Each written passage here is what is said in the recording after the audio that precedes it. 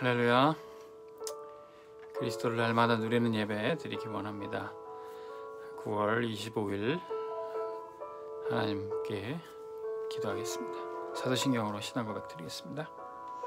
전능하사 천지를 만드신 하나님 아버지를 내가 믿사오며 그 외아들 우리 주 예수 그리스도를 믿사오니 이는 성령으로 잉태하사 동정녀 마리아에게 나시고 본디오 빌라도에게 고난을 받으사 십자가에 못 박혀 죽으시고 장사한 지 사흘 만에 죽은 자 가운데서 다시 살아나시며 하늘에 오르사 전능하신 하나님 우편에 앉아 계시다가 저리로서 산자와 죽은 자를 심판하러 오시리라.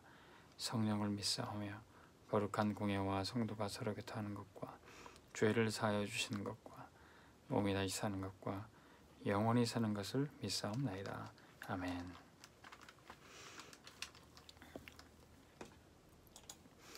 오늘 말씀 서밋 사역입니다.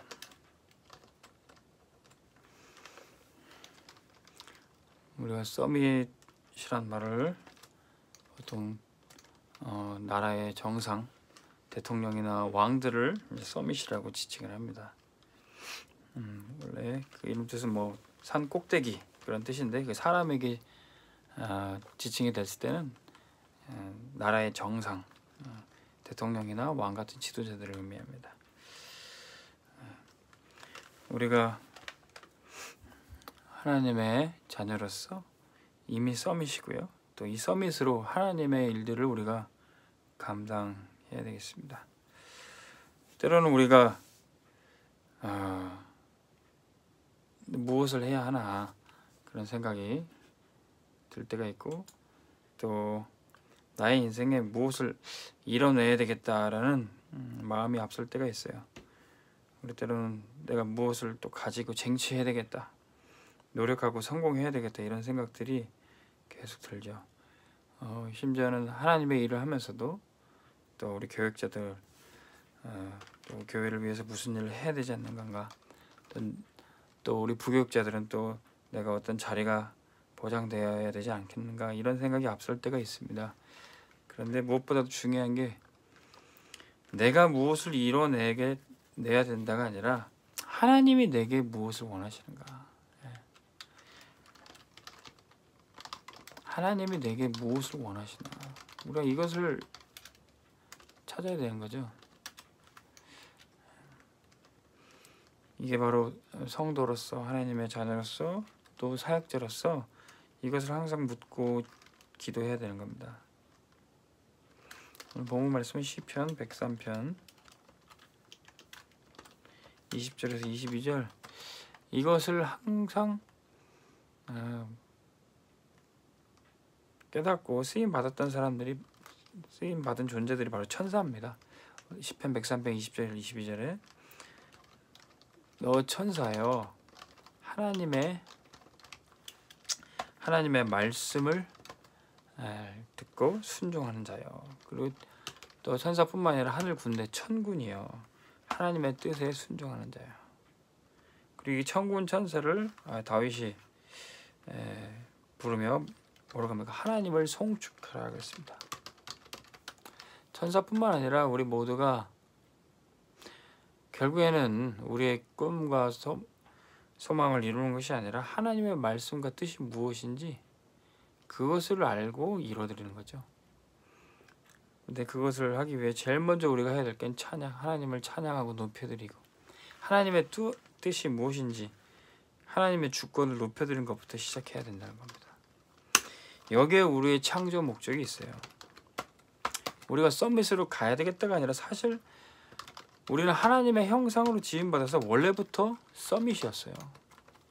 원래부터 존귀한 존재로 우리가 창조받았다는 겁니다.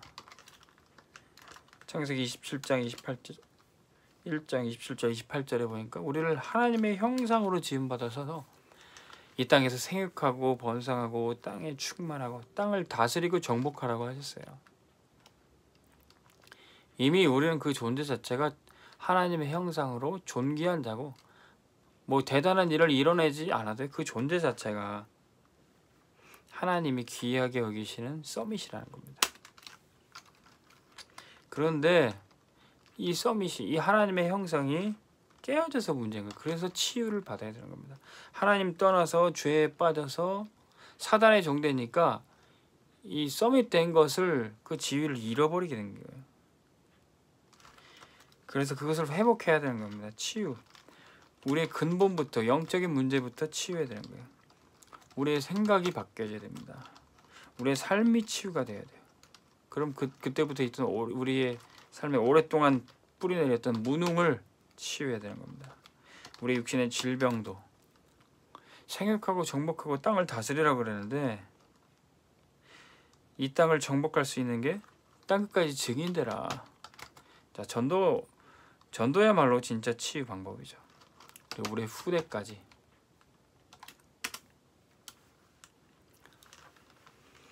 자, 우리의 서밋에 사역을 하기 전에 서밋이라는 지위를 회복해야 되는 겁니다. 자, 근데 치유할 때 우리가 꼭 생각해야 될 게 상처를 해결해야 돼요. 치유하는 도중인데 나 이 정도 치유됐겠다 했는데 상처가 아물지 않으면 안 됩니다. 전혀 누군가 건드려도 아무렇지도 않게 이 상처가 해결돼야 됩니다. 교회에서도 복음도 알고 있고 또 사역도 하고 있는데 이 상처가 해결되지 않으니까 많은 교회에서도 문제를 일으키게 됩니다. 자, 우리 겉모습만 봐서도 알 수가 없어요. 가리고 있지만 상처가 있을 수 있습니다. 그래서 우리 각인뿌리 체질을 진짜 치유하고 상처까지 해결해야 되는 겁니다. 그러면 그때부터 치유가 끝나고 상처가 해결되면 누릴 수 있어요. 하나님이 원래부터 나를 이런 귀한 존재로 만드셨구나. 그리고 그리스도를 믿음으로 나의 신분을 하나님의 자녀로 회복시키셨구나. 이 신분 속에 하나님 주신 권세, 이 땅을 다스리고 정복할 뿐만 아니라 또 깨어진 이 땅과 또 무너진 피조물을 살릴 수 있는 권세를 주셨던 거예요. 자, 이것을 우리가 이 땅에서 계속 누릴 수 있는 배경이 있어요. 하나님이 우리를 원래부터 이런 귀한 서밋으로 만드신 겁니다. 복음으로 치유하고 상처가 회복이 되고 누릴 수 있어요. 자, 그럼 우리는 어떤 서밋으로 또 나가야 됩니까? 원래부터 서밋이지만 이제는 치유받고 상처 해결하고 누리면서 서밋의 길에 가야 됩니다. 제가 요즘에 우리 렘넌트를 위해서 계속하는 기도의 제목이 렘넌트한테도 권면하는 제목이 이겁니다. 너는 지금 연약하고 너는 지금 부족한 것 같아도 서밋의 길을 가고 있다. 자, 우리 성도들, 우리가 지금 이 서밋의 길을 가고 있어요. 지금 가난하고 힘들고 지금 내가 부족한 듯 보여도 서밋의 길로 가고 있어요. 자, 어떻게 가고 있습니까? 우리는 세상이 줄 수 없는 서밋이 가진 것이 있어요. 세상 사람들은 줄 수 없어요. 부모가 아무리 부자라도 줄 수 없어요. 부모가 아무리 똑똑해도 능력이 있어도 이거 유산으로 줄 수 없어요. 오직 하나님이 세우신 서밋만 누릴 수 있어요. 그게 뭡니까? 우리가 어디 있든지 성삼위 하나님이 함께 하신 겁니다. 재벌 아들이라도 대통령 아들이라도 이 축복 줄 수 없어요. 하나님의 자녀가 된 서밋만 이 축복 가질 수 있습니다. 천하의 구원 얻을 이름 다른 이름 주시지 않았어요. 오직 예수 그리스도의 이름만이 우리를 구원하고 우리가 하나님과 함께하는 비밀이 있게 됩니다. 이건희 아들이라도 문재인 대통령 아들이라도 이 축복 누릴 수 없어요. 세상의 어떤 왕과 지도자도 누릴 수 없습니다. 하나님의 자녀인 사람만 이 축복 누릴 수 있어요. 자, 우리는 또 어떤 서밋의 길에 갑니까? 세상이 모르는 서밋만이 아는 것이 있어요.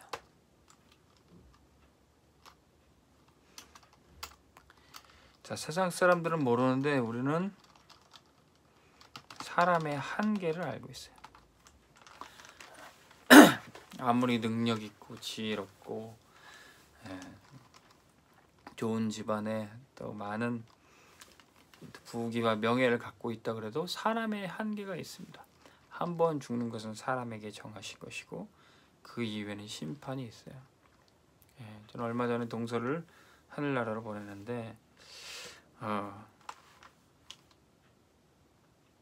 동서 집안이 잘 살고 또 그 부모님도 아주 성실히 일하시고 그래요. 근데 사실 그런 좋은 배경들이 아무런 소용이 없더라고요. 사람은 한 번 죽게 돼 있습니다. 그런데 그 한 번 죽는 것이 우리의 인생에 헛된 죽음이 아니라 정말로 가치 있는 인생이고 가치 있는 죽음이 되기를 원합니다. 그래서 바울은 자기 인생이 정말로 이렇게 되기를 원했어요. 갈라디아서 2장 20절에 내가 그리스도와 함께 십자가에 못 박혔다. 그런즉 이제는 내가 산 것이 아니요 오직 내 안에 그리스도께서 사신 것이라. 바울은 한 번 죽는 것이 분명한 걸 알고 있었어요. 근데 나는 날마다 그리스도와 함께 십자가 못 박아 죽고 지금 내가 사는 것은 하나님의 아들을 믿는 믿음으로 사는 것이다. 고백했어요. 우리 동서도 조금 하나님 일찍 불러가셔서 가슴 아프고 서운한 것은 있었지만 그 한 번뿐인 인생에 한 번뿐인 죽음 통해서 그 부모님이 복음을 듣게 되시고 또 예배드리고 또 예수님을 영접하시게 되고 그런 가정 복음화의 기회가 되었습니다. 자, 세상은 모르지만 우리는 이것을 알고 있어요. 자, 그런데 세상이 알지도 못하고 줄 수도 없는데 세상이 오히려 속이는 것들이 있습니다. 세상이 지금 속이고 있어요. 그냥 이 땅에서 잘 살면 좋은 거고 돈만 벌면 성공한 거고 내가 복을 받으려면 뭐 관상이 좋아야 되고 구술해야 되고 그런 세상이 속이는 것들이 있어요. 그게 뭡니까? 이 사단의 정체와 사단의 전략이에요. 세상 사람은 그냥 잘 먹고 잘 살기만 하면은 그게 복 받은 거라고 생각해요. 그런데 절대로 그렇지 않습니다. 마태복음 4장 1절에서 12절에 보니까 사단은 계속 사람들에게 떡만 만들어서 먹으라고 떡을 위해서 돈을 벌기 위해서만 살라고 그럽니다. 그때 예수님은 뭐라고 하셨습니까? 사람이 떡으로만 살 것이 아니요 하나님의 말씀으로 사는 것이라. 세상 사람들은 모든 것을 얻기 위해 또 사단의 종노릇하며 살기도 합니다. 그런데 우리는 하나님께만 경배하고 하나님께만 예배해야 되는 거예요. 이게 바로 사단의 전략입니다. 세상의 모든 것을 주겠다 그러놓고 노예 삼는 겁니다. 우리는 이 사단의 정체와 전략을 알고 있어요. 그리고 많은 사람들이 여기에 속고 있는 것을 알고 있습니다. 그렇지만 하나님이 세우신 서밋은 세상과 이 사단의 전략에 속지 않고 승리하는 것입니다. 그래서 그 한 사람이 서밋의 자리에 가게 되는 거예요. 이것은 세상에서 열심히 공부한다고 해서 되는 게 아니라 노력한다고 되는 게 아니에요. 실력과 노력으로 안 되는, 그러나 믿기만 하면 복음으로 되는 이 개인 서밋의 축복이 있습니다. 어떻게 초대교회가 세계를 정복했습니까? 사도행전 1장 14절에 보니까 부활하신 예수님 만나고 정확한 복음을 붙잡았던 초대교회 성도들은 오로지 기도에 힘썼다고 그랬어요. 세상의 힘으로도 능으로도 되지 않지만 오직 기도로, 오직 여호와의 신으로 말미암아 되는 거죠. 그래서 초대교회는 로마의 핍박과 유대인들의 공격에도 아랑곳하지 않고 로마를 정복하고 세계를 복음하게 되는 겁니다. 초대교회 성도들은 이 마가다락방에 서밋 타임을 가졌던 거예요. 하나님과 함께하는 시간 속에서 영적으로 높은 곳에 이르렀다는 겁니다. 세상이 볼 때는 낮은 자요, 노예요, 포로요, 석국이었지만 그들은 영적인 서밋의 자리에 갔다는 것이죠. 그리고 거기서 서밋 자세를 갖게 돼요. 서밋 그릇을 준비하게 됩니다. 세계 복음화 할 수준으로 또 교회 살리고 민족을 살릴 모든 준비를 이 시간에 했던 겁니다. 우리 렘넌트와 모든 성도들도 이렇게 매일 기도 체험을 통해서 말씀 붙잡고 기도할 때 서밋의 자리에 가게 되는 것입니다. 그러면 나 한 사람이, 성도 한 사람 한 사람이 개인 서밋이 될 때 교회가 서밋이 되는 거예요. 자, 교회가 세상을 정복하는 위치에 있게 됩니다.